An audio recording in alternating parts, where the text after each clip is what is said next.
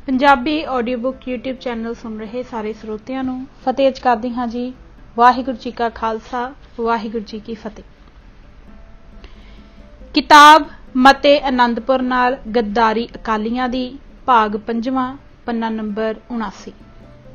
राजनीतिक धोखा नंबर 23। राजसी निशाने दे संबंधी अकाली दल वल्लों कीती गई कार्रवाई। आनंदपुर साहिब दे मते दे पन्ना नंबर 6 उपर जिन्हां हक्कां दी प्राप्ति लई अकाली दल वल्लों जद्दोजहद करन दा हल्फ लिया गया है, उसदे भाग पहले तो बाद भाग दूजे विच दर्ज गल्लां इंज हन। इस नवें पंजाब ते देश दे होर सूबियां विच केंद्र दा दखल केवल देश दे डिफेंस, परदेशी मामलिਆਂ, तार, डाक ते रेलवे अते करंसी दे महकमिਆਂ तक सीमित होवे अते बाकी सारे महकमे पंजाब दे अपने अधिकार विच होण।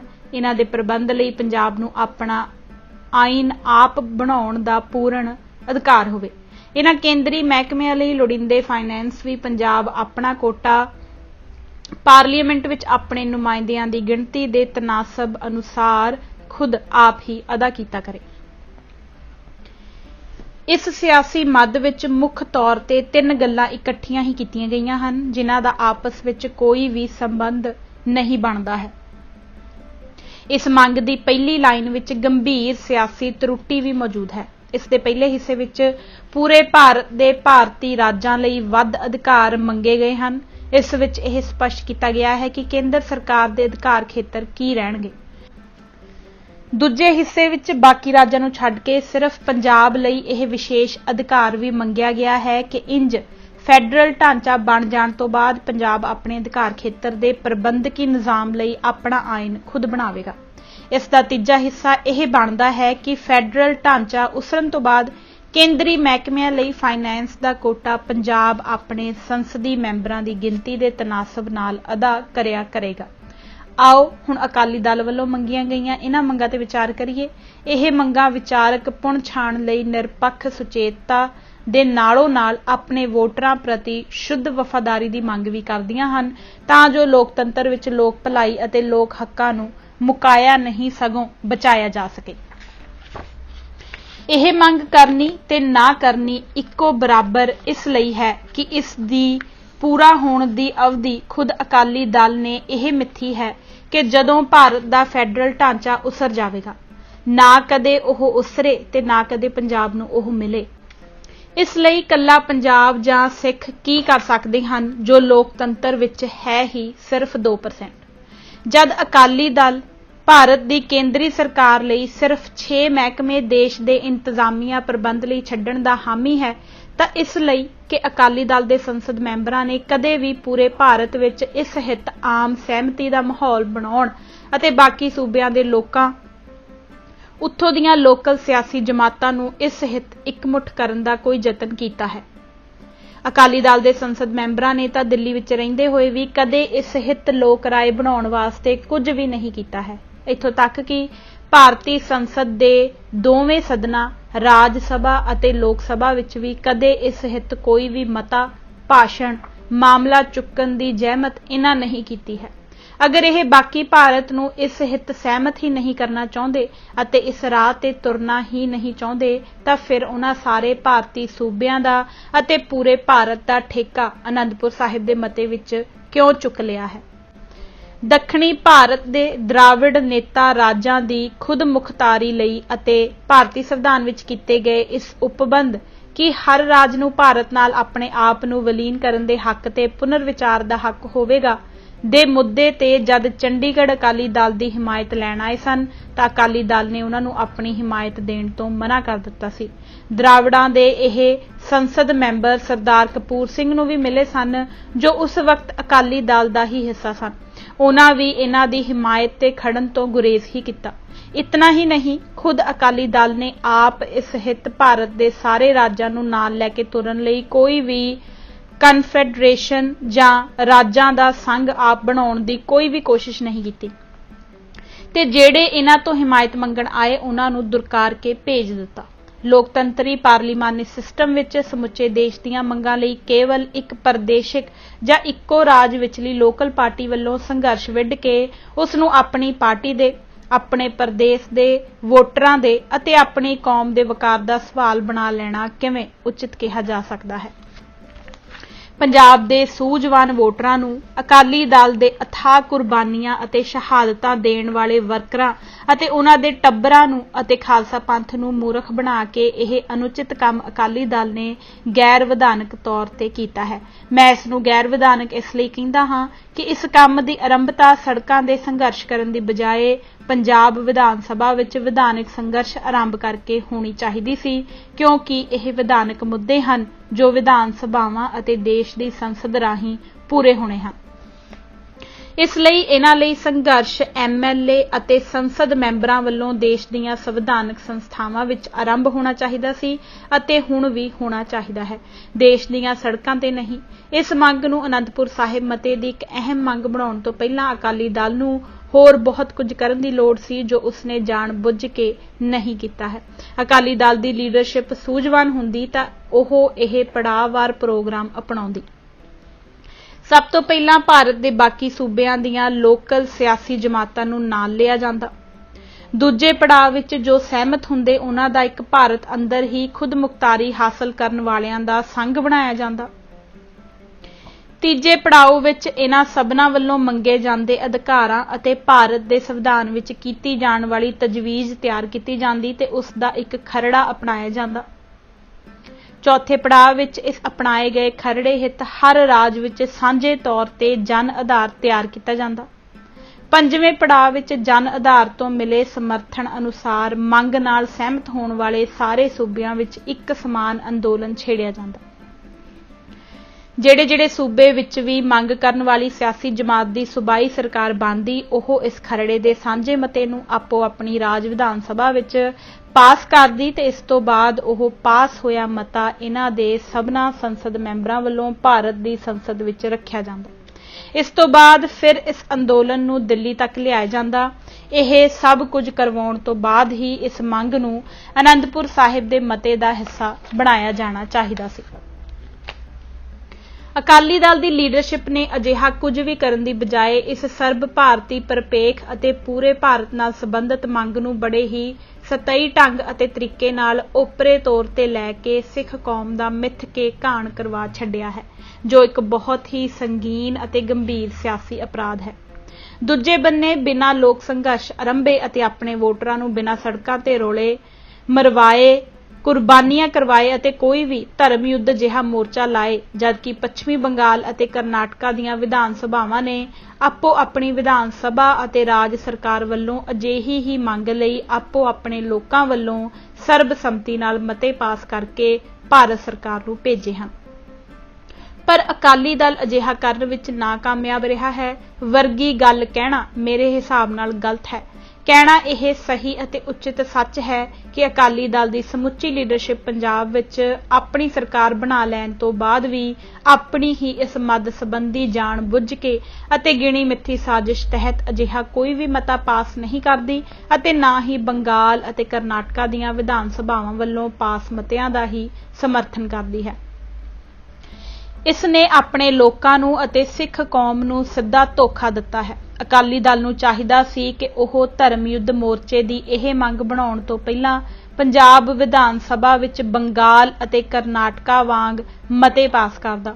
ਇਸ ਤੋਂ ਬਾਅਦ ਬੰਗਾਲ ਅਤੇ ਕਰਨਾਟਕਾ ਵੱਲੋਂ ਪਾਸ ਮਤਿਆਂ ਨੂੰ ਪੰਜਾਬ ਵਿਧਾਨ ਸਭਾ ਵੱਲੋਂ ਪੂਰਨ ਸਮਰਥਨ ਦਿੰਦਾ। ਇਸ ਤੋਂ ਬਾਅਦ ਅਗਲੀ ਕਾਰਵਾਈ ਲਈ ਆਪਣੇ ਦਲ ਵਿੱਚ ਇੱਕ ਵਿਸ਼ੇਸ਼ ਕੋਰ ਕਮੇਟੀ ਬਾਕੀ ਸਾਰੇ ਭਾਰਤ ਦੇ ਸੂਬਿਆਂ ਤੋਂ ਅਜਿਹੇ ਹੀ ਮਤੇ ਪਾਸ ਕਰਵਾਉਣ ਲਈ ਪ੍ਰੇਰਨ ਵਾਸਤੇ ਬਣਾਉਂਦਾ। ਇਹ ਕਮੇਟੀ ਬੰਗਾਲ ਅਤੇ ਕਰਨਾਟਕਾ ਦੇ ਐਮਐਲਏ ਅਤੇ ਸੰਸਦ ਮੈਂਬਰਾਂ ਨੂੰ ਵੀ ਨਾਲ ਲੈ ਕੇ ਇੱਕ ਸਰਬ ਭਾਰਤੀ ਫੈਡਰਲ ਕਮੇਟੀ ਬਣਾ ਕੇ ਸੰਗਠਿਤ ਰੂਪ ਵਿੱਚ ਆਪਣੀਆਂ ਸੰਵਿਧਾਨਕ ਮੰਗਾਂ ਲਈ ਕੰਮ ਕਰਦੀ। ਇਹੋ ਕਮੇਟੀ ਭਾਰਤ ਦੀ ਰਾਜ ਸਭਾ ਦੇ ਮੈਂਬਰਾਂ ਨੂੰ ਵੀ ਇਸ ਹਿੱਤ ਤਿਆਰ ਕਰਦੀ ਅਤੇ ਪ੍ਰੇਰਦੀ।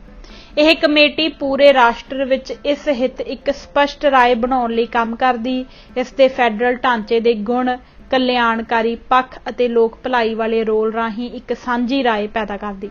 ਜਦ ਭਾਰਤ ਦੇ ਹਰ ਪ੍ਰਾਂਤ ਵਿੱਚ ਇਸ ਪ੍ਰਤੀ ਜਾਗਰੂਕਤਾ ਅਤੇ ਇੱਕ ਲਹਿਰ ਮੀਡੀਆ ਵਿੱਚ ਅਤੇ ਲੋਕਾਂ ਵਿੱਚ ਤੁਰ ਪੈਂਦੀ ਤਾਂ ਫਿਰ ਇਸ ਵਾਸਤੇ ਸਮੁੱਚੇ ਰਾਸ਼ਟਰ ਦੀਆਂ ਲੋਕਲ ਰਾਜ ਪੱਧਰੀ ਰਾਜਨੀਤਿਕ ਪਾਰਟੀਆਂ ਦਾ ਇੱਕ ਸਾਂਝਾ ਗਰੁੱਪ ਬਣਾ ਕੇ ਇਸ ਮੰਗ ਦੀ ਪੂਰਤੀ ਲਈ ਭਾਰਤ ਪੱਧਰ ਦਾ ਅੰਦੋਲਨ ਅੰਮ੍ਰਿਤਸਰ ਵਿੱਚ ਸਿੱਖਾਂ ਵੱਲੋਂ ਸ਼ੁਰੂ ਕਰਨ ਦੀ ਬਜਾਏ ਪੂਰੇ ਰਾਸ਼ਟਰ ਦੇ ਲੋਕਾਂ ਵੱਲੋਂ ਦਿੱਲੀ ਵਿੱਚ ਸ਼ੁਰੂ ਕਰਵਾਇਆ ਜਾਂਦਾ।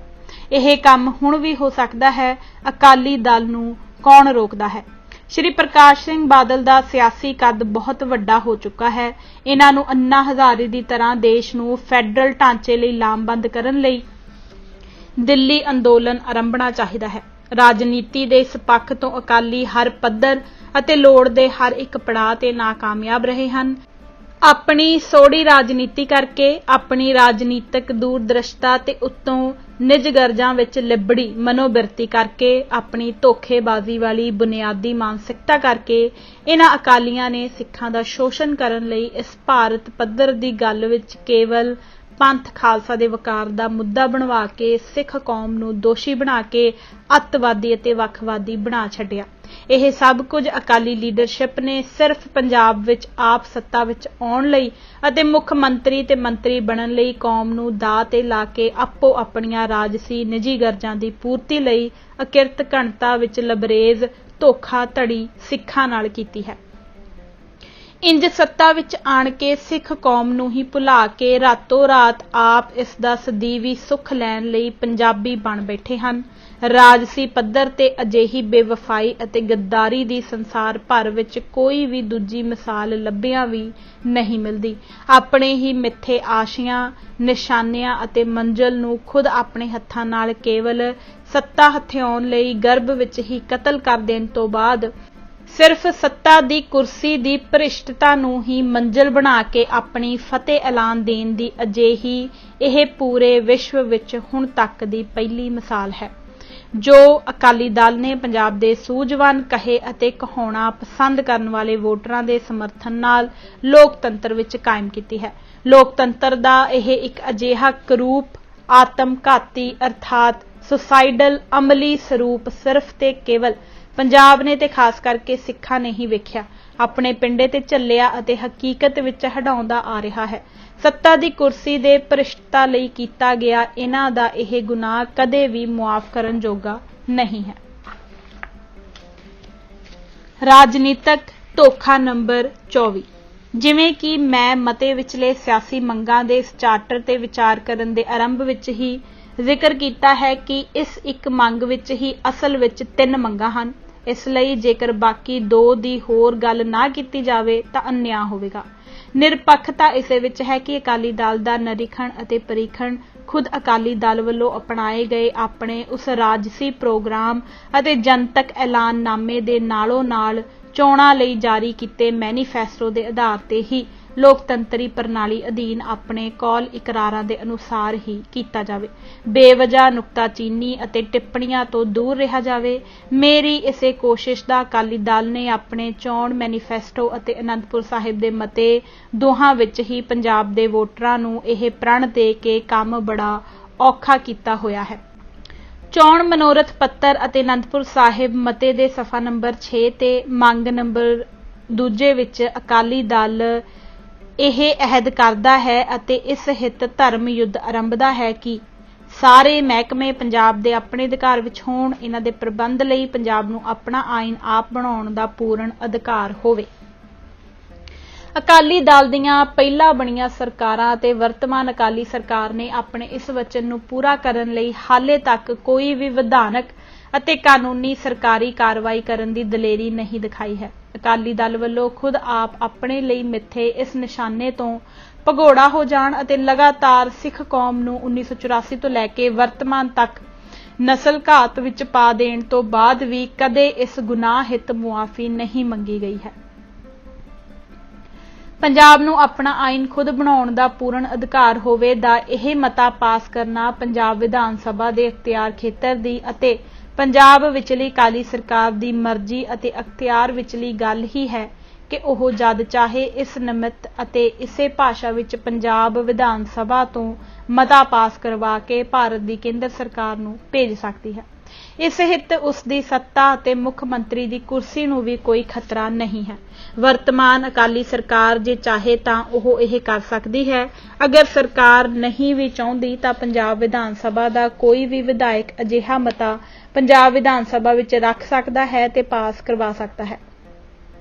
अजिहा करन वाले विधायक नूं अपनी कुर्सी का कोई भी खतरा नहीं है, क्योंकि उसनूं हर हालत विच विधायक बनिया रहण दी गारंटी भारत का संविधान दिंदा है।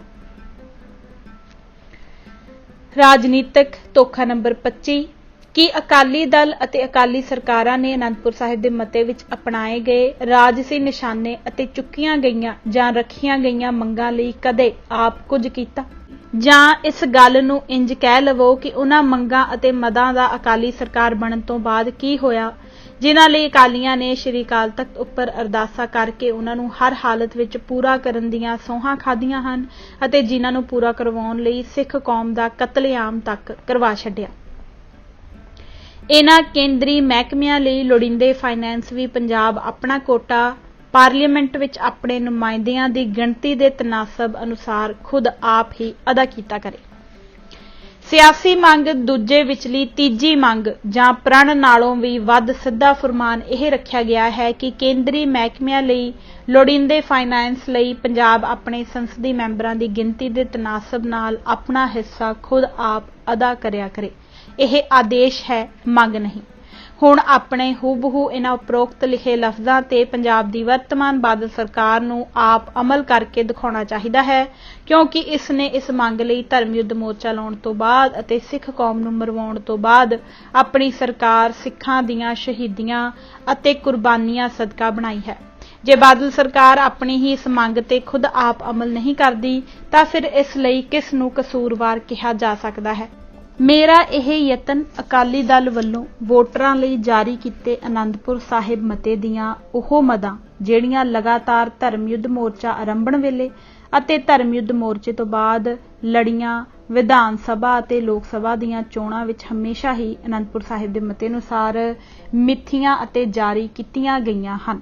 ਉਹਨਾਂ ਮਦਾਂ ਨੂੰ ਮੈਂ ਆਨੰਦਪੁਰ ਸਾਹਿਬ ਦੇ ਮਤੇ ਦੀ ਹੀ ਅਕਾਲੀ ਦਲ ਵੱਲੋਂ ਆਪ ਜਾਰੀ ਕੀਤੀ ਕਾਪੀ ਵਿੱਚੋਂ ਮੰਗਵਾਰ ਫੋਟੋ ਦੇ ਕੇ ਪਾਠਕਾਂ ਦਾ पूरी प्रमाणिकता विच ध्यान केंद्रित करन दा है, तां जो पंजाब दा वोटर अपने भविख दी होनी नूं अपनी सूझ अते चेतना नाल खुद लिख अते सवार के आप अपनी वोट दी शक्ति नाल कर सके, उस नूं दुबारा कोई वरगला के अपनी सत्ता लई कीते जा रहे हवन कुंड दी बलदी अग विच दुबारा ना सुट सके।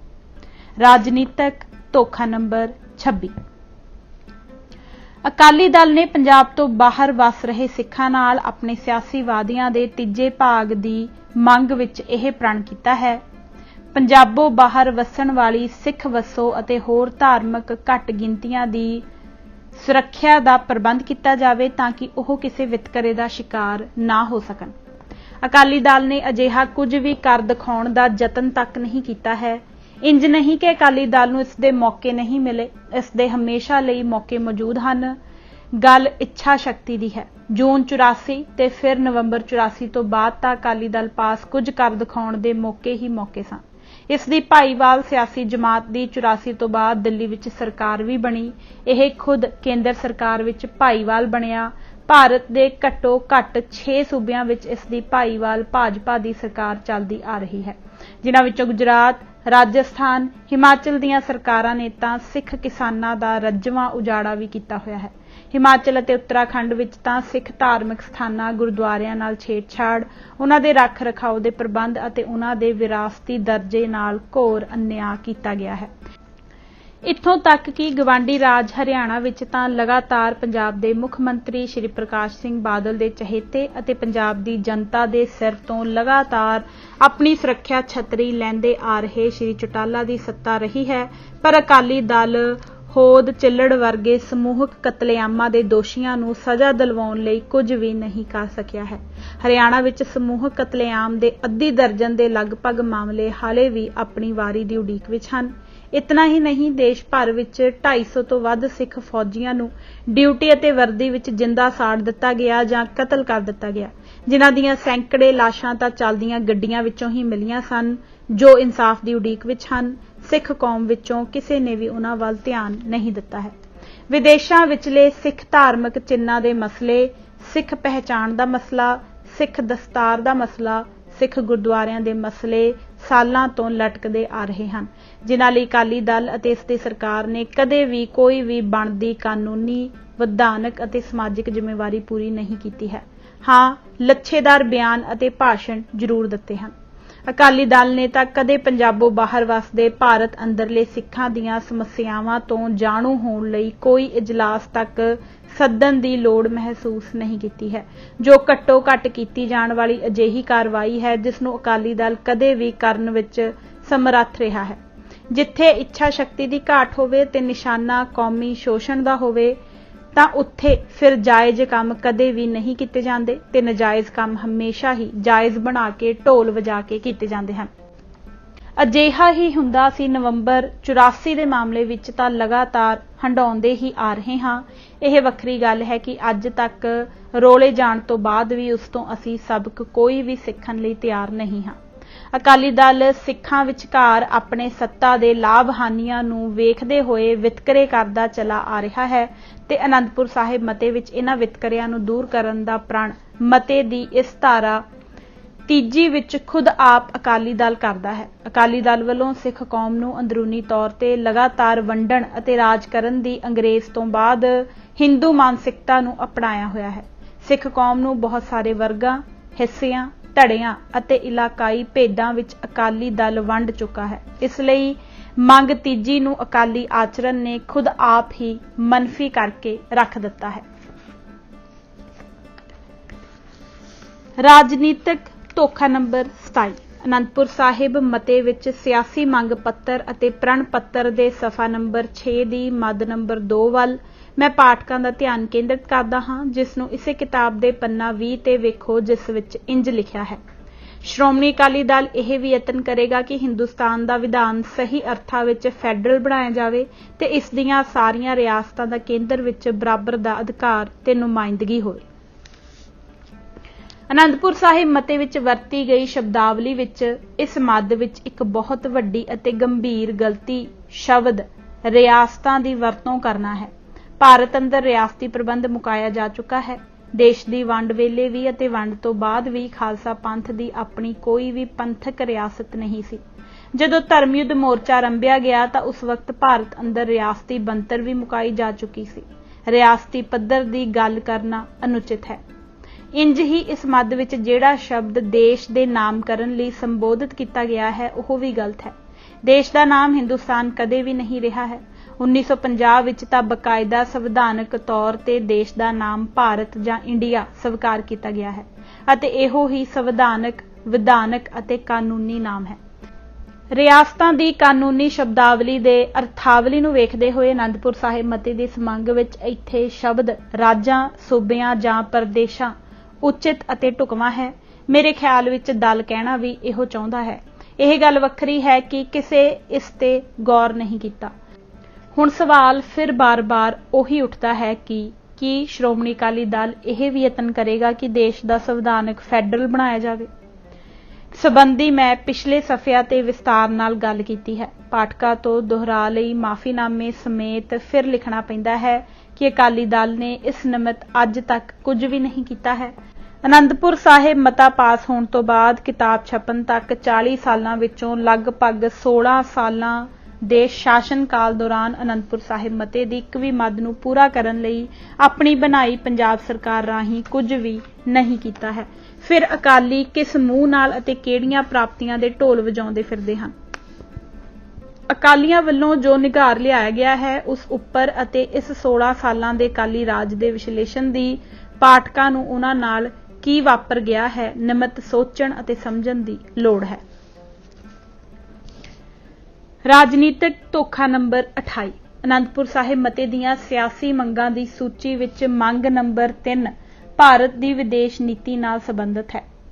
ਇੱਥੇ ਦੇਸ਼ ਦਾ ਨਾਮ ਭਾਰਤ ਹੀ ਲਿਖਿਆ ਗਿਆ ਹੈ। ਇਸ ਮੱਦ ਵਿਚਲੀ ਅਕਾਲੀ ਦਲ ਆਪਣੀ ਇਹ ਇੱਛਾ ਪ੍ਰਗਟਾਉਂਦਾ ਹੈ ਕਿ ਸ਼੍ਰੋਮਣੀ ਅਕਾਲੀ ਦਲ ਭਾਰਤ ਦੀ ਅਜਿਹੀ ਵਿਦੇਸ਼ ਨੀਤੀ ਦੀ ਹਮਾਇਤ ਕਰੇਗਾ ਜੋ ਅਮਨ ਪਸੰਦੀ ਉੱਤੇ ਆਧਾਰਿਤ ਅਤੇ ਕੌਮੀ ਮਫਾਦ ਦੇ ਅਨੁਕੂਲ ਹੋਵੇ ਅਤੇ ਖਾਸ ਕਰਕੇ ਭਾਰਤ ਦੇ ਗਵਾਂਢੀ ਦੇਸ਼ਾਂ ਨਾਲ ਤੇ ਸਿੱਖ ਵਸੋਂ ਵਾਲੇ ਤੇ ਸਿੱਖ ਗੁਰਧਾਮਾਂ ਵਾਲੇ ਦੇਸ਼ਾਂ ਨਾਲ ਪ੍ਰੇਮ ਅਤੇ ਸਦਭਾਵਨਾ ਵਾਲੀ ਹੋਵੇ। ਇਹ ਅਕਾਲੀ ਦਲ ਦੀ ਸੋਚ ਜਜ਼ਬਾਤੀ ਆਧਾਰ ਤੇ ਠੀਕ ਹੈ, ਪਰ ਕੂਟਨੀਤਕ ਪੱਖ ਤੋਂ ਅਧੂਰੀ ਹੈ, ਜੋ ਬਹੁਤ ਸਾਰੇ ਸਵਾਲ ਖੜੇ ਕਰਦੀ ਹੈ। ਵਿਦੇਸ਼ ਨੀਤੀ ਵਿੱਚ ਸਿੱਖਾਂ ਦੇ ਹੱਕਾਂ ਬਾਰੇ ਅਕਾਲੀ ਦਲ ਨੇ ਕਦੇ ਵੀ ਭਾਰਤ ਦੀ ਸੰਸਦ ਵਿੱਚ ਕੋਈ ਵੀ ਨੀਤੀ ਬਿਆਨ ਅੱਜ ਤੱਕ ਨਹੀਂ ਦਿੱਤਾ ਹੈ, ਜੋ ਸਮੇਂ-ਸਮੇਂ ਤੇ ਦਿੱਤੇ ਜਾਣੇ ਚਾਹੀਦੇ ਸਨ, ਖਾਸ ਤੌਰ ਤੇ ਉਦੋਂ ਜਦੋਂ ਸਰਕਾਰ ਆਪਣੀ ਵਿਦੇਸ਼ ਨੀਤੀ ਵਿੱਚ ਪਰਿਵਰਤਨ ਕਰਦੀ ਹੈ ਜਾਂ ਉਦੋਂ ਜਦੋਂ ਵਿਦੇਸ਼ਾਂ ਵਿੱਚ ਵਸਦੇ ਸਿੱਖਾਂ ਨੂੰ ਆਪਣੀ ਹੋਂਦ ਦੀ ਵਿਲੱਖਣਤਾ ਕਰਕੇ ਮੁਸੀਬਤਾਂ ਝੱਲਣੀਆਂ ਪੈਂਦੀਆਂ ਹਨ। ਇਸ ਸਬੰਧ ਵਿੱਚ ਅਕਾਲੀ ਸੰਸਦ ਮੈਂਬਰਾਂ ਨੂੰ ਰਾਸ਼ਟਰਪਤੀ ਦੇ ਭਾਸ਼ਣ ਵਿੱਚ ਵੀ ਤਰਮੀਮਾਂ ਪੇਸ਼ ਕਰਕੇ ਆਪਣਾ ਪੱਖ ਰੱਖਣਾ ਚਾਹੀਦਾ ਹੈ। ਸਿੱਖਾਂ ਨੂੰ France, Germany, Italy, Switzerland, Afghanistan ਆਦਿ ਮੁਲਕਾਂ ਵਿੱਚ ਪੈ ਰਹੀਆਂ ਧਾਰਮਿਕ ਮੁਸ਼ਕਲਾਂ ਸੰਬੰਧੀ ਅਕਾਲੀ ਦਲ ਨੇ ਕਦੇ ਵੀ ਕੋਈ ਵੀ ਵਿਧਾਨਕ ਖਰੜਾ ਤਿਆਰ ਕਰਕੇ ਭਾਰਤ ਸਰਕਾਰ ਨੂੰ ਨਹੀਂ ਦਿੱਤਾ ਹੈ ਕਿ ਉਹ ਸਿੱਖ ਹੱਕਾਂ ਦੀ ਰੱਖਿਆ ਲਈ ਕੀ ਕਰੇ। ਸਿੱਖਾਂ ਦੀ ਧਾਰਮਿਕ ਅਤੇ ਸੱਭਿਅਤਾ ਪੱਖੋਂ ਵਿਲੱਖਣ ਹਸਤੀ, ਅੱਡਰੀ ਪਹਿਚਾਣ ਅਤੇ ਸੁਤੰਤਰ ਮੌਲਿਕ ਦਿੱਖ ਨੂੰ ਮੱਦੇਨਜ਼ਰ ਰੱਖਦੇ ਹੋਏ ਅਕਾਲੀ ਦਲ ਨੂੰ ਸੰਸਾਰ ਪੱਧਰ ਤੇ ਭਾਰਤ ਸਰਕਾਰ ਪਾਸੋਂ ਇੱਕ ਵਿਸ਼ੇਸ਼ ਸਰਕਾਰੀ ਮਾਨਤਾ ਪ੍ਰਾਪਤ ਕਾਨੂੰਨੀ ਅਤੇ ਵਿਧਾਨਕ ਨੋਟ ਵਿਦੇਸ਼ ਵਿਭਾਗ ਰਾਹੀਂ ਕਢਵਾਉਣ ਦੀ ਅਤਿ ਸ਼੍ਰੋਮਣੀ ਲੋੜ ਹੈ, ਜਿਸ ਨਾਲ ਕਿ ਸਿੱਖਾਂ ਦੇ ਧਾਰਮਿਕ ਅਤੇ ਸੱਭਿਅਕ ਨਾਗਰਿਕ ਹੱਕ ਸੰਸਾਰ ਪੱਧਰ ਤੇ ਸੁਰੱਖਿਅਤ ਹੋ ਸਕਣ। ਜਦ ਤੱਕ ਭਾਰਤ ਅਤੇ ਪੰਜਾਬ ਅੰਦਰ ਵਿਧਾਨਕ ਅਤੇ ਕਾਨੂੰਨੀ ਤੌਰ ਤੇ ਸਿੱਖਾਂ ਦੇ ਕਕਾਰਾਂ, ਸਾਬਤ ਸੂਰਤ ਦਿੱਖ, ਦਸਤਾਰ ਅਤੇ ਸ਼ਬਦ ਗੁਰੂ ਨੂੰ ਮਾਨਤਾ ਨਹੀਂ ਦਿੱਤੀ ਜਾਂਦੀ ਅਤੇ ਇਸ ਹਿੱਤ ਕਾਨੂੰਨ ਪਾਸ ਨਹੀਂ ਕੀਤਾ ਜਾਂਦਾ, ਉਦੋਂ ਤੱਕ ਸੰਸਾਰ ਪੱਧਰ ਤੇ ਖੜੀ ਹੋ ਚੁੱਕੀ ਸਿੱਖ ਪਹਿਚਾਣ ਦੀ ਸਮੱਸਿਆ ਦਾ ਅਤੇ ਸਿੱਖ ਵੱਖਰੀ ਹਸਤੀ ਨੂੰ ਅਪਣਾਇਆ ਨਹੀਂ ਜਾ ਸਕਦਾ। ਇਸ ਪੱਖ ਤੋਂ ਅਕਾਲੀ ਦਲ, ਸ਼੍ਰੋਮਣੀ ਕਮੇਟੀ, ਸ਼੍ਰੀ ਅਕਾਲ ਤਖਤ ਸਭ ਹੀ ਨਾਕਾਮਯਾਬ ਰਹੇ ਹਨ ਅਤੇ ਹੋ ਰਹੇ ਹਨ। ਮੈਂ ਪਾਠਕਾਂ ਨੂੰ ਸਪਸ਼ਟ ਦੱਸਣਾ ਚਾਹੁੰਦਾ ਹਾਂ ਕਿ ਪੰਜਾਬ ਰਾਜ ਅੰਦਰ ਵੀ ਹਾਲੇ ਤੱਕ ਵਿਧਾਨਕ ਤੌਰ ਤੇ ਸਿੱਖਾਂ ਦੀ ਅੱਡਰੀ ਵਿਲੱਖਣ ਸੁਤੰਤਰ ਪਹਿਚਾਣ ਅਤੇ ਉਹਨਾਂ ਦੇ ਧਾਰਮਿਕ ਚਿੰਨ੍ਹਾਂ ਲਈ ਕੋਈ ਵੀ ਕਾਨੂੰਨ ਵਿਧਾਇਕਾ ਅਤੇ ਕਾਰਜਪਾਲਿਕਾ ਵੱਲੋਂ ਨਹੀਂ ਬਣਾਇਆ ਗਿਆ ਹੈ। ਇੱਕ ਵਾਰ ਸੰਵਿਧਾਨ ਸਾੜ ਕਰਕੇ ਚਾਹੇ ਸ਼੍ਰੀ ਬਾਦਲ ਨੂੰ ਸਿੱਖਾਂ ਨੇ 5ਵੀਂ ਵਾਰ ਮੁੱਖ ਮੰਤਰੀ ਬਣਾ ਦਿੱਤਾ ਹੈ। ਰਾਜਨੀਤਿਕ ਧੋਖਾ ਨੰਬਰ 29।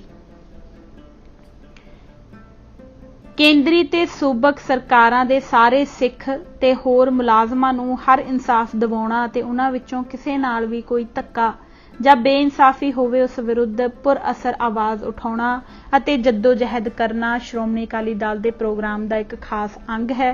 ਸ਼੍ਰੋਮਣੀ ਅਕਾਲੀ ਦਲ ਖਾਸ ਕਰਕੇ ਮਹਿਕਮਾ ਡਿਫੈਂਸ ਦੀ ਹਰ ਬਾਹੀ ਵਿੱਚ ਸਿੰਘਾਂ ਦੀ ਰਵਾਇਤੀ ਪੋਜੀਸ਼ਨਾਂ ਕਾਇਮ ਰੱਖਣ ਲਈ ਯਤਨ ਕਰੇਗਾ ਅਤੇ ਯਤਨ ਕਰੇਗਾ ਕਿ ਫੌਜੀ ਸਿੰਘਾਂ ਦੀਆਂ ਲੋੜਾਂ ਪੰਥ ਦੇ ਵੱਧ ਤੋਂ ਵੱਧ ਧਿਆਨ ਵਿੱਚ ਰਹਿਣ। ਸ਼੍ਰੋਮਣੀ ਅਕਾਲੀ ਦਲ ਇਹ ਵੀ ਯਤਨ ਕਰੇਗਾ ਕਿ ਕਿਰਪਾਨ ਸਿੱਖ ਫੌਜੀਆਂ ਦੀ ਵਰਦੀ ਦਾ ਇੱਕ ਹਿੱਸਾ ਬਣ ਜਾਵੇ। ਉਪਰੋਕਤ ਵਾਅਦੇ ਅਤੇ ਪ੍ਰਣ ਸਿੱਖ ਕੌਮ ਨਾਲ ਅਕਾਲੀ ਦਲ ਨੇ ਆਪਣੀ ਸਵੈ ਇੱਛਾ ਨਾਲ ਕੀਤੇ ਹੋਏ ਹਨ, ਜੋ ਅਨੰਦਪੁਰ ਸਾਹਿਬ ਦੇ ਮਤੇ ਦੇ ਸਫਾ ਨੰਬਰ 7 ਤੇ ਹਨ।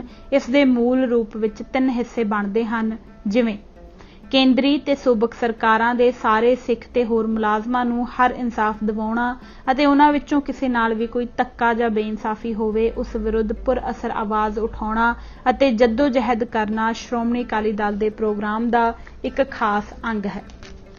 ਇਸ ਦੇ ਦੂਸਰੇ ਭਾਗ ਵਿੱਚ ਮੰਗ ਬਣਦੀ ਹੈ, ਸ਼੍ਰੋਮਣੀ ਅਕਾਲੀ ਦਲ ਖਾਸ ਕਰਕੇ ਮਹਿਕਮਾ ਡਿਫੈਂਸ ਦੀ ਹਰ ਬਾਹੀ ਵਿੱਚ ਸਿੰਘਾਂ ਦੀ ਰਵਾਇਤੀ ਪੋਜੀਸ਼ਨਾਂ ਕਾਇਮ ਰੱਖਣ ਲਈ ਯਤਨ ਕਰੇਗਾ ਅਤੇ ਯਤਨ ਕਰੇਗਾ ਕਿ ਫੌਜੀ ਸਿੰਘਾਂ ਦੀਆਂ ਲੋੜਾਂ ਪੰਥ ਦੇ ਵੱਧ ਤੋਂ ਵੱਧ ਧਿਆਨ ਵਿੱਚ ਰਹਿਣ। ਅਤੇ ਤੀਜੇ ਭਾਗ ਦੀ ਮੰਗ ਜਾਂ ਸਿੱਖ ਕੌਮ ਨਾਲ ਪ੍ਰਣ ਇਹ ਕੀਤਾ ਗਿਆ ਹੈ, ਸ਼੍ਰੋਮਣੀ ਅਕਾਲੀ ਦਲ ਇਹ ਵੀ ਯਤਨ ਕਰੇਗਾ ਕਿ ਕਿਰਪਾਨ ਸਿੱਖ ਫੌਜੀਆਂ ਦੀ ਵਰਦੀ ਦਾ ਇੱਕ ਹਿੱਸਾ ਬਣ ਜਾਵੇ। ਅਕਾਲੀ ਦਲ ਦੀ ਮਾੜੀ ਨੀਅਤ ਅਤੇ ਭ੍ਰਿਸ਼ਟ ਜ਼ਮੀਰ ਦਾ ਅੰਦਾਜ਼ਾ ਇਸ ਤੋਂ ਸਹਿਜੇ ਹੀ ਲਾਇਆ ਜਾ ਸਕਦਾ ਹੈ। ਇੱਕੋ ਮੰਗ ਵਿੱਚ ਇਹ ਤਿੰਨੋਂ ਮਦਾਂ ਪ੍ਰਮਾਣਿਤ ਕਰਦੀਆਂ ਹਨ ਕਿ ਕਿਵੇਂ ਅਕਾਲੀ ਦਲ ਨੇ ਸਿੱਖ ਕੌਮ ਨਾਲ ਸਿਰੇ ਦੀ ਗੱਦਾਰੀ ਕੀਤੀ ਹੈ। ਅਨੰਦਪੁਰ ਸਾਹਿਬ ਮਤੇ ਦੀ ਇਹ ਮੰਗ ਨੰਬਰ 4 ਦੇ ਪਹਿਲੇ ਹਿੱਸੇ ਵਿੱਚ ਸਾਰੇ ਸਿੱਖ ਅਤੇ ਹੋਰ ਮੁਲਾਜ਼ਮਾਂ ਦੇ ਹੱਕਾਂ ਲਈ ਜੱਦੋ-ਜਹਿਦ ਕਰਦੇ ਰਹਿਣ ਦੀ ਗੱਲ ਕਹੀ ਗਈ ਹੈ।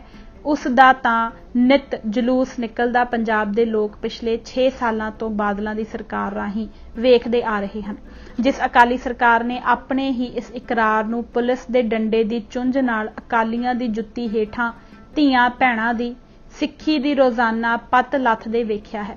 ਪਿਛਲੇ ਸਫ਼ੇ ਤੋਂ ਤਸਵੀਰਾਂ ਦਾ ਸੰਖੇਪ ਵਿਵਰਣ ਪੜ੍ਹਨ ਤੋਂ ਬਾਅਦ ਅਕਾਲੀ ਦਲ ਦਾ ਕੀਤਾ ਗਿਆ ਇਹ ਵਾਅਦਾ ਕਿਵੇਂ ਸੱਤਾ ਰਾਹੀਂ ਵਫਾ ਕੀਤਾ ਜਾ ਰਿਹਾ ਹੈ ਸਪਸ਼ਟ ਹੋ ਜਾਂਦਾ ਹੈ। ਪਹਿਲੀ ਤਸਵੀਰ ਸਿੱਖ ਹੱਕਾਂ ਲਈ ਸ਼ਾਂਤਮਈ ਪ੍ਰਦਰਸ਼ਨਕਾਰੀ ਦੀ ਹੈ। ਦੂਜੀ ਤਸਵੀਰ ਉਸ ਸਿੱਖ JBT ਟੀਚਰ ਦੀ ਹੈ ਜੋ ਆਪਣੇ ਨੌਕਰੀ ਦੇ ਹੱਕਾਂ ਲਈ ਬਾਦਲ ਸਾਹਿਬ ਦੇ ਸੰਗਤ ਦਰਸ਼ਨ ਵਿੱਚ ਜਾਣਾ ਚਾਹੁੰਦਾ ਸੀ। ਤੀਜੀ ਤਸਵੀਰ ਅੰਮ੍ਰਿਤਧਾਰੀ ਸਿੱਖ ਨੂੰ ਸੜਕ ਤੇ ਇਸ ਲਈ ਪੰਜਾਬ ਪੁਲਿਸ ਨੇ ਕਤਲ ਕਰ ਦਿੱਤਾ ਕਿ ਉਹ ਸੱਤਾਧਾਰੀ ਧਿਰ ਦੇ ਚਹੇਤੇ ਨੂਰ ਮਹਿਲੀਏ ਦੇ ਸਮਾਗਮ ਦਾ ਸ਼ਾਂਤਮਈ ਵਿਰੋਧ ਕਰ ਰਿਹਾ ਸੀ।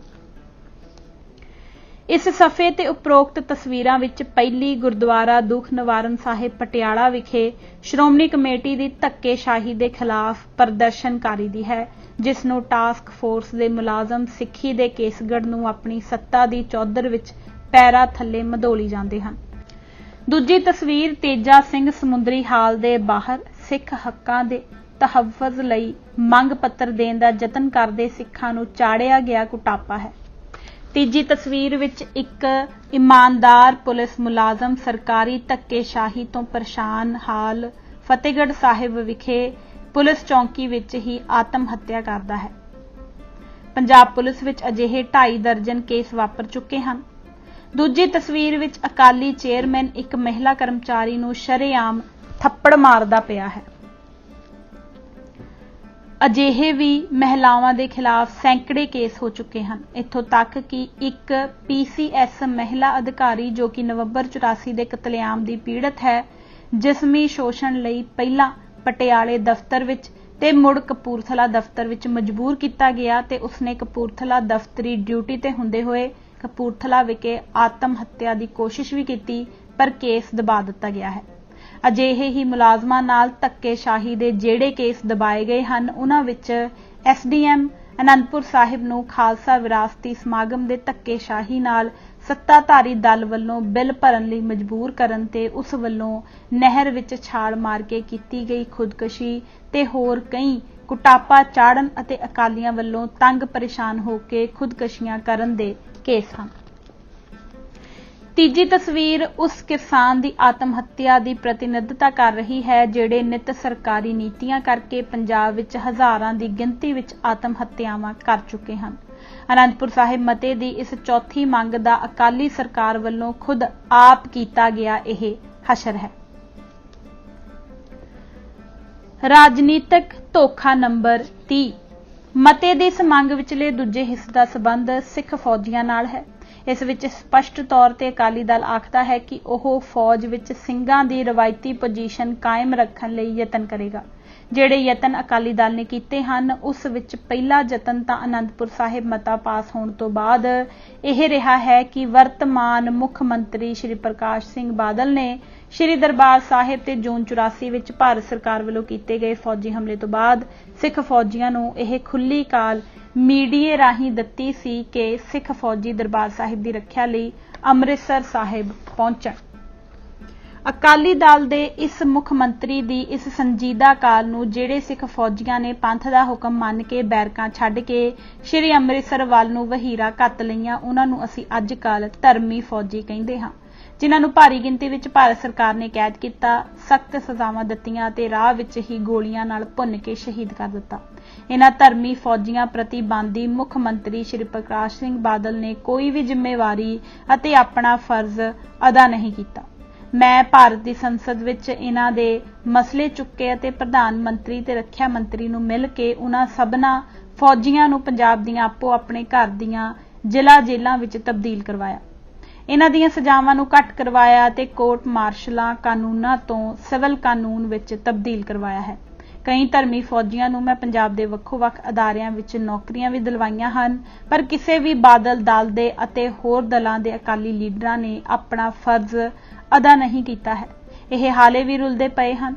ਮੈਨੂੰ ਮੇਰੀ ਪੰਜਾਬ ਪੱਧਰ ਤੇ ਪਿੰਡੋਂ ਪਿੰਡ ਜਾ ਕੇ ਨਾਨਕਸ਼ਾਹੀ ਖਾਲਿਸਤਾਨੀ ਪ੍ਰਣਾਲੀ ਦਾ ਪ੍ਰਚਾਰ ਕਰਨ ਵੇਲੇ 5 ਦਸੰਬਰ 2010 ਵਿੱਚ ਆਰੰਭੀ ਨਾਨਕਸ਼ਾਹੀ ਖਾਲਿਸਤਾਨੀ ਉਦਾਸੀ ਵੇਲੇ ਜ਼ਿਲ੍ਹਾ ਕਪੂਰਥਲੇ ਵਿੱਚ ਇੱਕ ਧਰਮੀ ਫੌਜੀ ਸਰਦਾਰ ਭੋਲਾ ਸਿੰਘ ਆਪਣਾ ਤੇ ਆਪਣੇ ਟੱਬਰ ਦਾ ਢਿੱਡ ਭਰਨ ਲਈ ਸਾਈਕਲ ਤੇ ਸਬਜ਼ੀਆਂ ਦੀ ਫੂੜੀ ਲਾ ਕੇ ਸਬਜ਼ੀਆਂ ਵੇਚਦੇ ਮਿਲਿਆ। ਮੇਰੀਆਂ ਤੇ ਮੇਰੀ ਸਿੰਘਣੀ ਦੀਆਂ ਅੱਖਾਂ ਭਰ ਆਈਆਂ ਕਿ ਜਿਨ੍ਹਾਂ ਖਾਤਰ ਅੱਜ ਕੌਮ ਦੀ ਪੱਤ ਅਤੇ ਇੱਜ਼ਤ, ਅਣਖ ਅਤੇ ਸਵੈਮਾਨ ਜਿਉਂਦਾ ਹੈ, ਉਹ ਪਿੰਡਾਂ ਦੀਆਂ ਗਲੀਆਂ ਵਿੱਚ ਰੁਲਦੇ ਫਿਰਦੇ ਹਨ ਤੇ ਜਿਨ੍ਹਾਂ ਇਹਨਾਂ ਕੁਰਬਾਨੀ ਵਾਲੇ ਸਿੱਖਾਂ ਦੀ ਇਹ ਹਾਲਤ ਕੀਤੀ ਹੈ, ਉਹ ਖੁਦ 5ਵੀਂ ਵਾਰੀ ਪੰਜਾਬ ਦਾ ਮੁੱਖ ਮੰਤਰੀ ਬਣ ਕੇ ਵੀ ਕੁਰਬਾਨੀਆਂ ਕਰਨ ਵਾਲਿਆਂ ਲਈ ਕੁਝ ਵੀ ਕਰਨ ਨੂੰ ਤਿਆਰ ਨਹੀਂ ਹੈ। ਸੱਚ ਪ੍ਰਤੱਖ ਹੈ। ਰਾਜਨੀਤਿਕ ਧੋਖਾ ਨੰਬਰ 31। ਜਦ ਅਕਾਲੀ ਦਲ ਬਾਦਲ ਆਪਣੇ ਅਨੰਦਪੁਰ ਸਾਹਿਬ ਮਤੇ ਵਿੱਚ ਇਹ ਪ੍ਰਣ ਦਿੰਦਾ ਹੈ ਕਿ ਦਲ ਯਤਨ ਕਰੇਗਾ ਕਿ ਫੌਜੀ ਸਿੰਘਾਂ ਦੀਆਂ ਲੋੜਾਂ ਪੰਥ ਦੇ ਵੱਧ ਤੋਂ ਵੱਧ ਧਿਆਨ ਵਿੱਚ ਰਹਿਣ, ਤਾਂ ਸੱਤਾ ਵਿੱਚ ਆਉਣ ਤੋਂ ਬਾਅਦ ਅਕਾਲੀ ਦਲ ਨੇ ਕਿਵੇਂ ਦਾ ਅਤੇ ਕਿਹੜਾ ਧਿਆਨ ਰੱਖਿਆ ਹੈ, ਉਸ ਦੀ ਪੜਤਾਲ ਕਰਨ ਹਰ ਫੌਜੀ ਅਤੇ ਪੰਥਕ ਸਿੱਖ ਦਾ ਪਹਿਲਾ ਕਰਤੱਵ ਹੈ। ਸੱਤਾਧਾਰੀ ਧਿਰ ਅਤੇ ਉਸ ਦੀ ਭਾਈਵਾਲ ਭਾਜਪਾ ਨੇ ਤਾਂ ਉਦੋਂ ਹੱਦ ਹੀ ਕਰ ਦਿੱਤੀ ਜਦੋਂ ਅਸੀਂ ਆਪਣੇ ਦਲ ਅਕਾਲੀ ਦਲ ਖਾਲਿਸਤਾਨੀ ਵੱਲੋਂ ਧਰਮ ਯੁੱਧ ਮੋਰਚੇ ਦੇ ਸ਼ਹੀਦਾਂ ਦੀਆਂ ਉਹਨਾਂ ਦੇ ਹੀ ਪਿੰਡਾਂ ਵਿੱਚ ਯਾਦਗਾਰਾਂ ਬਣਾਉਣ ਦਾ ਐਲਾਨ ਕਰ ਦਿੱਤਾ। ਇਸ ਕੰਮ ਲਈ ਅਸੀਂ ਕਿਸੇ ਤੋਂ ਵੀ ਉਗਰਾਹੀ ਨਹੀਂ ਕੀਤੀ ਅਤੇ ਦਲ ਨੇ ਇਹ ਫੈਸਲਾ ਲਿਆ ਕਿ ਉਹ ਆਪਣੇ ਵਰਕਰਾਂ ਦੇ ਦਸਵੰਧ ਦੇ ਸਹਿਯੋਗ ਨਾਲ ਜਾਂ ਪਿੰਡ ਦੀ ਸੰਗਤ, ਜੇ ਸੰਗਤ ਆਪਣੀ ਇੱਛਾ ਨਾਲ ਮਾਇਕ ਜਾਂ ਸਾਮਾਨ ਦਾ ਸਹਿਯੋਗ ਪਾਏਗੀ ਤਾਂ ਉਸ ਦੇ ਦਸਵੰਧ ਦੇ ਰਾਹੀਂ ਇਹ ਕਾਰਜ ਸੰਪੂਰਨ ਚਾੜਿਆ ਜਾਵੇਗਾ। ਸੱਤਾਧਾਰੀ ਧਿਰ ਨੇ ਸਾਡਾ ਖੁੱਲ੍ਹ ਕੇ ਵਿਰੋਧ ਹੀ ਨਹੀਂ ਕੀਤਾ, ਸਗੋਂ ਸ਼ਹੀਦਾਂ ਦੇ ਪਰਿਵਾਰਾਂ ਪਾਸ ਜਾ ਕੇ ਉਹਨਾਂ ਤੋਂ ਅਜਿਹੀਆਂ ਯਾਦਗਾਰਾਂ ਨਾ ਬਣਾਉਣ ਦੀ ਮੁਹਿੰਮ ਤੱਕ ਤੋਰੀ। ਪਰ ਪੰਜਾਬ ਵਿੱਚ ਮੈਂ ਪਹਿਲੀ ਵਾਰ ਇਸ ਕਾਰਜ ਨੂੰ ਆਰੰਭ ਕਰਨ ਵਿੱਚ ਸਫਲ ਰਿਹਾ ਹਾਂ ਤੇ ਕਈ ਯਾਦਗਾਰਾਂ ਬਣਾਈਆਂ ਹਨ। ਇਸ ਦੇ ਬਾਵਜੂਦ ਕਿ ਅਕਾਲੀ ਦਲ ਬਾਦਲ ਦੀ ਸਰਕਾਰ ਨੇ ਮੈਨੂੰ ਗ੍ਰਿਫਤਾਰ ਵੀ ਕੀਤਾ ਅਤੇ ਇਸ ਲਈ ਮੈਨੂੰ ਜੇਲ੍ਹ ਯਾਤਰਾ ਤੱਕ ਕਰਨੀ ਪਈ ਹੈ, ਆਪਣੇ ਲਾਏ ਧਰਮ ਯੁੱਧ ਮੋਰਚੇ ਦੇ ਸ਼ਹੀਦਾਂ ਦੀਆਂ ਯਾਦਗਾਰਾਂ ਸਥਾਪਿਤ ਕਰਨਾ, ਜਿਨ੍ਹਾਂ ਕਰਕੇ ਅਕਾਲੀ ਦਲ ਸੱਤਾ ਵਿੱਚ ਆਇਆ ਹੈ, ਅਕਾਲੀ ਸਰਕਾਰ ਦਾ ਪਹਿਲਾ ਫਰਜ਼ ਬਣਦਾ ਸੀ। ਸ਼ਹੀਦਾਂ ਦੇ ਪਰਿਵਾਰਾਂ ਅਤੇ ਸਭ ਧਰਮੀ ਫੌਜੀਆਂ ਨੂੰ ਨੌਕਰੀਆਂ ਦੇਣਾ ਅਕਾਲੀ ਸਰਕਾਰ ਦਾ ਸ਼੍ਰੋਮਣੀ ਫਰਜ਼ ਅਤੇ ਜ਼ਿੰਮੇਵਾਰੀ ਸੀ, ਜਿਸ ਤੋਂ ਇਹ ਨਿਰਦਇਤਾ ਨਾਲ ਭੱਜ ਖੜੇ ਹੋਏ ਹਨ। ਰਾਜਨੀਤਿਕ ਧੋਖਾ ਨੰਬਰ 32।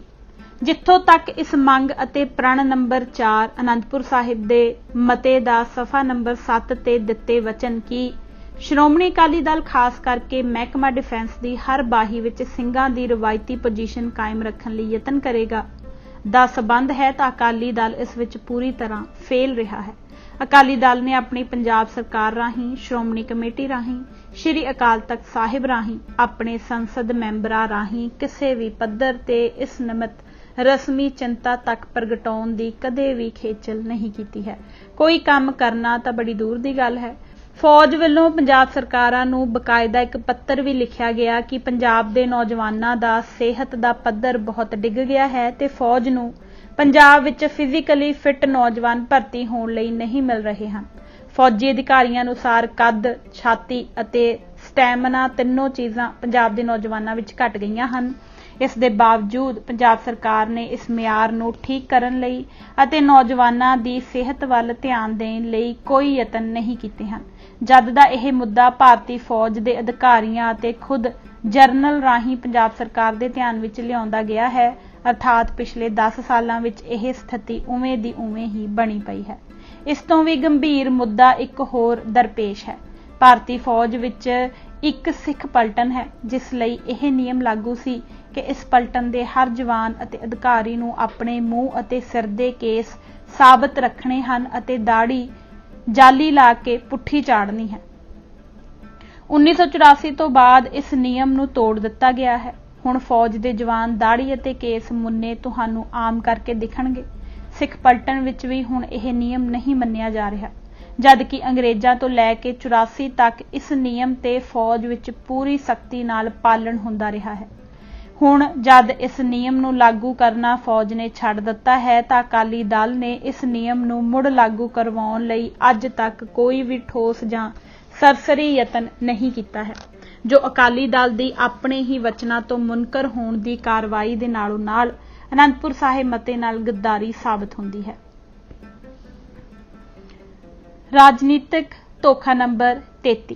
ਅਨੰਦਪੁਰ ਸਾਹਿਬ ਮਤੇ ਵਿੱਚ ਅਕਾਲੀ ਦਲ ਕਿਰਪਾਨ ਨੂੰ ਸਿੱਖ ਫੌਜੀਆਂ ਦੀਆਂ ਵਰਦੀ ਦਾ ਇੱਕ ਹਿੱਸਾ ਬਣਾਉਣ ਦੀ ਅਤੇ ਕਿਰਪਾਨ ਦਾ ਹੱਕ ਦਿਲਵਾਉਣ ਦੀ ਗੱਲ ਕਰਦਾ ਹੈ। ਜਦੋਂ ਤੋਂ ਅਰਥਾਤ 1973 ਤੋਂ ਜਦ ਇਹ ਮਤਾ ਅਨੰਦਪੁਰ ਦਾ ਪਾਸ ਕੀਤਾ ਗਿਆ ਹੈ, ਫੌਜ ਵਿੱਚ ਸਿੱਖਾਂ ਦੀ ਭਰਤੀ ਲਗਾਤਾਰ ਘਟੀ ਹੈ। ਦੂਜਾ, ਕਿਰਪਾਨ ਵਰਦੀ ਦਾ ਇੱਕ ਹਿੱਸਾ ਬਣਨ ਦੀ ਬਜਾਏ ਜਿਹੜੀ ਸਾਬਤ ਸੂਰਤ ਸਿੱਖ ਫੌਜੀਆਂ ਦੀ ਵਰਦੀ ਦਾ ਹਿੱਸਾ ਸੀ, ਉਸ ਨੂੰ ਵੀ ਕੇਂਦਰ ਸਰਕਾਰ ਨੇ ਮੁਕਾ ਦਿੱਤਾ ਹੈ। ਅਕਾਲੀ ਦਲ ਵੱਲੋਂ ਕਦੇ ਵੀ ਇਹਨਾਂ ਗੱਲਾਂ ਦਾ ਸਰਕਾਰੀ, ਸੰਵਿਧਾਨਕ, ਵਿਧਾਨਕ ਅਤੇ ਵਿਧਾਇਕਾ ਪੱਧਰ ਤੇ ਨੋਟਿਸ ਨਹੀਂ ਲਿਆ ਗਿਆ ਹੈ। ਅਕਾਲੀ ਦਲ ਦੀ ਸਰਕਾਰ ਨੇ ਇੱਕ ਵਾਰ ਵੀ ਪੰਜਾਬ ਦੇ ਬਹੁਤ ਸੰਖਿਅਕ ਸਿੱਖ ਨਾਗਰਿਕਾਂ ਦੇ ਹੱਕਾਂ ਵਿੱਚ ਅਜਿਹਾ ਕਰਨ ਹਿੱਤ ਭਾਰਤ ਦੀ ਕੇਂਦਰ ਸਰਕਾਰ ਨੂੰ ਇੱਕ ਵਾਰ ਵੀ ਸਰਕਾਰੀ ਪੱਤਰ ਨਹੀਂ ਪਾਇਆ ਹੈ। ਨਾ ਹੀ ਸਰਕਾਰੀ ਤੌਰ ਤੇ ਅਜਿਹੀ ਮੰਗ ਅੱਜ ਤੱਕ ਪੰਜਾਬ ਸਰਕਾਰ ਨੇ ਲਿਖਤ ਵਿੱਚ ਭਾਰਤ ਸਰਕਾਰ ਨੂੰ ਜਾਂ ਭਾਰਤ ਸਰਕਾਰ ਦੇ ਰੱਖਿਆ ਵਿਭਾਗ ਨੂੰ ਜਾਂ ਮੰਤਰੀ ਨੂੰ ਹੀ ਭੇਜੀ ਹੈ। ਇਹ ਹੱਕ ਸੜਕਾਂ ਤੇ ਮੋਰਚੇ ਲਾ ਕੇ ਤਾਂ ਮਿਲਣ ਤੋਂ ਰਹੇ ਅਤੇ ਨਾ ਹੀ ਮਿਲਦੇ ਹਨ। ਇਹਨਾਂ ਹੱਕਾਂ ਲਈ ਤਾਂ ਕਾਨੂੰਨੀ ਕਾਰਵਾਈ ਸਰਕਾਰੀ ਤੌਰ ਤੇ ਕਰਨੀ ਬਣਦੀ ਹੈ, ਜੋ ਅਕਾਲੀ ਸਰਕਾਰ ਕਰਦੀ ਹੀ ਨਹੀਂ ਹੈ। ਭਾਰਤੀ ਫੌਜ ਵਿੱਚ ਹੀ ਨਹੀਂ ਸਗੋਂ ਸੰਸਾਰ ਪੱਧਰ ਦੇ ਦੇਸ਼ਾਂ ਵਿੱਚ ਸਿੱਖ ਫੌਜੀ ਆਪਣੀ ਜੁਰਤ ਅਤੇ ਆਪਣੀ ਦਲੀਲ ਦੀ ਫਤਿਆਬੀ ਨਾਲ ਗਾਤਰੇ ਸਮੇਤ ਕਿਰਪਾਨ ਪਹਿਨਦੇ ਜ਼ਰੂਰ ਹਨ, ਪਰ ਅਕਾਲੀ ਦਲ ਇਸ ਨੂੰ ਆਪਣੀ ਜੁਰਤ ਅਤੇ ਸੱਤਾ ਦੀ ਹੋਂਦ ਵਿੱਚ ਉਹਨਾਂ ਦੀ ਵਰਦੀ ਦਾ ਹਿੱਸਾ ਬਕਾਇਦਾ ਤੌਰ ਤੇ ਕਾਨੂੰਨੀ ਹਿਸਾਬ ਨਾਲ ਨਹੀਂ ਬਣਾ ਪਾਇਆ ਹੈ। ਪੰਥਕ ਜਮਾਤ ਅਕਾਲੀ ਦਲ ਅਤੇ ਉਸ ਦੀ ਬਣਾਈ ਸੰਵਿਧਾਨਕ ਸਰਕਾਰ ਨਾਲੋਂ ਤਾਂ ਫਿਰ ਵਿਅਕਤੀਗਤ ਤੌਰ ਤੇ ਫੌਜੀ ਜਵਾਨਾਂ ਦੀ ਜੁਰਤ ਅਤੇ ਸ਼ਕਤੀ ਕਿਤੇ ਜ਼ਿਆਦਾ ਸਾਬਤ ਹੁੰਦੀ ਹੈ। ਨਾਲ ਹੀ ਨਾਲ ਇਹ ਵੀ ਸਾਬਤ ਹੁੰਦਾ ਹੈ ਕਿ ਵਿਅਕਤੀਗਤ ਤੌਰ ਤੇ ਸਿੱਖ ਆਪਣੇ ਧਾਰਮਿਕ ਫਰਜ਼ਾਂ, ਹੱਕਾਂ ਅਤੇ ਜ਼ਿੰਮੇਵਾਰੀਆਂ ਨੂੰ ਲੈਣ ਤੇ ਨਿਭਾਉਣ ਵਿੱਚ ਜਮਾਤੀ ਪੱਧਰ ਅਤੇ ਪੰਥਕ ਸਰਕਾਰੀ ਪੱਧਰ ਨਾਲੋਂ ਜ਼ਿਆਦਾ ਸੁਚੇਤ, ਸਮਰੱਥ, ਚੇਤਨ ਅਤੇ ਬੁੱਧੀਮਾਨ ਹੈ। ਕਿ ਇਹ ਗੱਲ ਜਮਾਤੀ ਤੌਰ ਤੇ ਪੰਥਕ ਅਖਵਾਉਂਦੀ ਜਥੇਬੰਦੀ ਅਕਾਲੀ ਦਲ ਦੇ ਮੂੰਹ ਤੇ ਸਿੱਧੀ ਚਪੇੜ ਨਹੀਂ ਹੈ, ਪਰ ਇਸ ਦਲ ਦੀ ਬੇਗੈਰਤ ਬਣ ਚੁੱਕੀ ਲੀਡਰਸ਼ਿਪ ਨੂੰ ਆਪਣੀ ਪੰਥਕ ਹਸਤੀ, ਅਣਖ, ਇੱਜ਼ਤ, ਸਵੈਮਾਨ, ਹੋਂਦ ਅਤੇ ਸ੍ਰੇਸ਼ਟਤਾ ਦੀ ਪਰਵਾਹ ਉੱਕਾ ਹੀ ਨਹੀਂ ਹੈ। ਇਸ ਲਈ ਇਸ ਨੂੰ ਕੋਈ ਫਰਕ ਨਹੀਂ ਪੈਂਦਾ।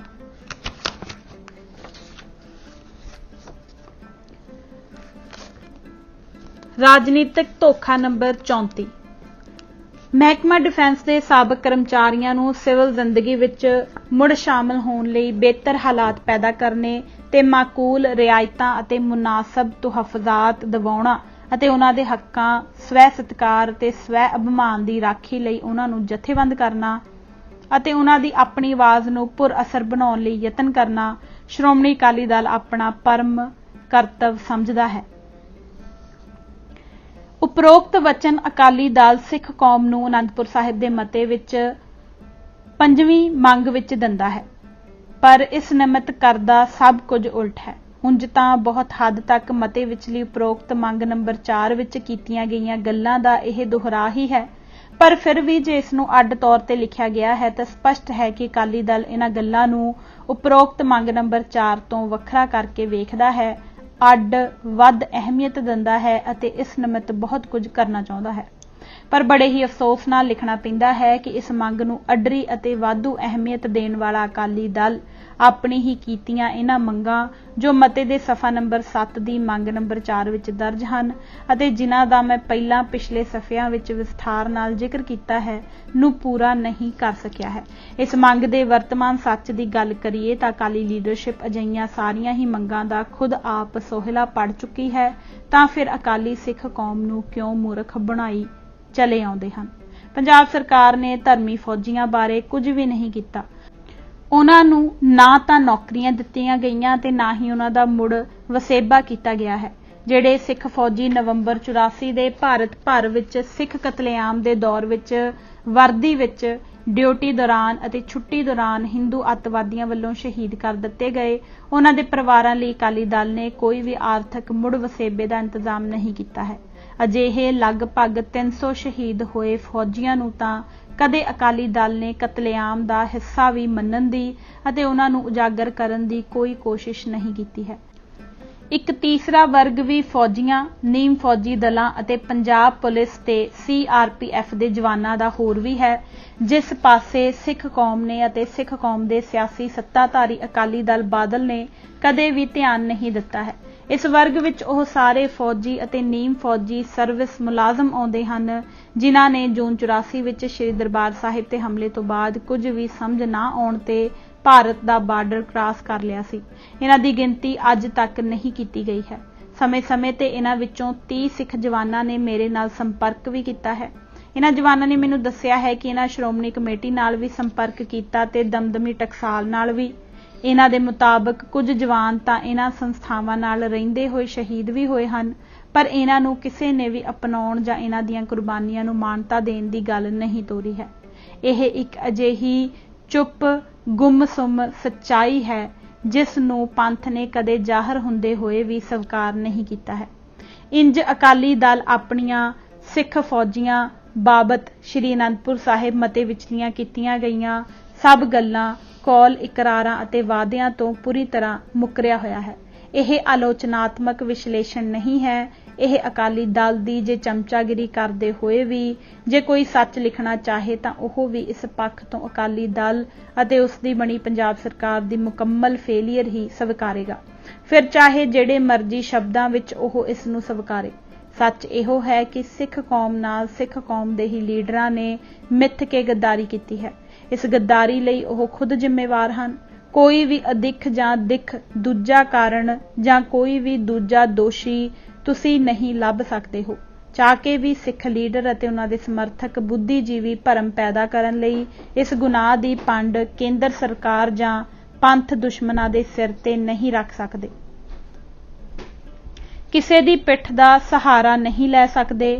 ਮੈਂ ਇਹ ਗੱਲ ਇਸ ਲਈ ਸਪਸ਼ਟ ਕਰ ਰਿਹਾ ਹਾਂ ਕਿਉਂਕਿ ਅਨੰਦਪੁਰ ਸਾਹਿਬ ਮਤਾ ਲਾਗੂ ਕਰਵਾਉਣ ਹਿੱਤ ਜਿਹੜਾ ਮਹਾ ਝੂਠ ਦਾ ਅਤੇ ਭਰਮ ਦਾ ਸਹਾਰਾ ਅਕਾਲੀਆਂ ਤੇ ਉਹਨਾਂ ਦੇ ਸਮਰਥਕ ਬੁੱਧੀਜੀਵੀਆਂ ਤੇ ਮੀਡੀਆ ਨੇ ਪੰਜਾਬ ਦੇ ਲੋਕਾਂ ਨੂੰ ਮੂਰਖ ਬਣਾਉਣ ਲਈ ਲਿਆ, ਉਹ ਇਹੋ ਸੀ ਕਿ ਭਾਰਤ ਦੀ ਕੇਂਦਰੀ ਸਰਕਾਰ ਤੋਂ ਅਨੰਦਪੁਰ ਸਾਹਿਬ ਦੇ ਮਤੇ ਨੂੰ ਲਾਗੂ ਕਰਵਾਉਣਾ ਹੈ, ਜਿਸ ਹਿੱਤ ਧਰਮ ਯੁੱਧ ਮੋਰਚਾ ਲਾਇਆ ਗਿਆ। ਇਸ ਲਈ ਹਰ ਆਮ ਅਤੇ ਖਾਸ ਨੂੰ ਇਹ ਉਚੇਚੇ ਤੌਰ ਤੇ ਸਮਝਣ ਦੀ ਤੀਬਰ ਲੋੜ ਹੈ ਕਿ ਅਕਾਲੀ ਦਲ ਵੱਲੋਂ ਇਹ ਕੌਲ ਇਕਰਾਰ ਖੁਦ ਆਪਣੇ ਵੱਲੋਂ ਅਤੇ ਆਪਣੀ ਸੂਬਾਈ ਖੇਤਰਫਲ ਵਿਚਲੀ ਵਸੋਂ ਹਿੱਤ ਖੁਦ ਆਪ ਸੱਤਾ ਵਿੱਚ ਆਉਣ ਵੇਲੇ ਪੂਰੇ ਕੀਤੇ ਜਾਣ ਵਾਲੇ ਵਾਅਦੇ ਦੇ ਤੌਰ ਤੇ ਕੀਤੇ ਗਏ ਹਨ, ਜਿਨ੍ਹਾਂ ਨੂੰ ਪੰਜਾਬ ਸਰਕਾਰ ਵਿੱਚ ਸੱਤਾਧਾਰੀ ਹੋਣ ਤੋਂ ਬਾਅਦ ਅਕਾਲੀ ਮੁੱਖ ਮੰਤਰੀ ਨੇ ਪੂਰਾ ਕਰਨ ਦਾ ਵਾਅਦਾ ਦਿੱਤਾ ਹੈ, ਜੋ ਉਸਨੇ ਪੂਰ ਨਹੀਂ ਨਿਭਾਇਆ ਹੈ। ਤੁਸੀਂ ਇਹਨਾਂ ਮੰਗਾਂ ਜਾਂ ਮਦਾਂ ਦੀ ਪੂਰੀ ਸ਼ਬਦਾਵਲੀ ਦੁਬਾਰਾ ਤੋਂ ਅਨੰਦਪੁਰ ਸਾਹਿਬ ਦੇ ਮਤੇ ਦੇ ਸਫਾ ਨੰਬਰ 7 ਤੇ ਪੜ੍ਹ ਸਕਦੇ ਹੋ,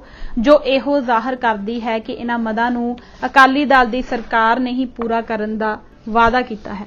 ਅਜਿਹੀਆਂ ਹੀ ਅਗਲੀਆਂ ਦੋਵੇਂ ਸਿਆਸੀ ਮੰਗਾਂ ਵੀ ਹਨ ਜਿਨ੍ਹਾਂ ਤੇ ਵਿਚਾਰ ਕਰਨ ਲੱਗਿਆਂ ਸਾਨੂੰ ਇਸੇ ਚੇਤਨਾ ਵਿੱਚ ਹੀ ਮੁੜ ਰਹਿਣਾ ਅਤੇ ਇਸੇ ਜ਼ਾਬਤੇ ਨੂੰ ਮੁੜ ਆਪਣੇ ਤੇ ਲਾਗੂ ਕਰਕੇ ਸਮਝਣਾ ਪੈਣਾ ਹੈ।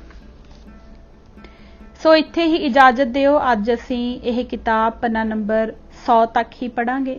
ਵਾਹਿਗੁਰੂ ਜੀ ਕਾ ਖਾਲਸਾ, ਵਾਹਿਗੁਰੂ ਜੀ ਕੀ ਫਤਿਹ।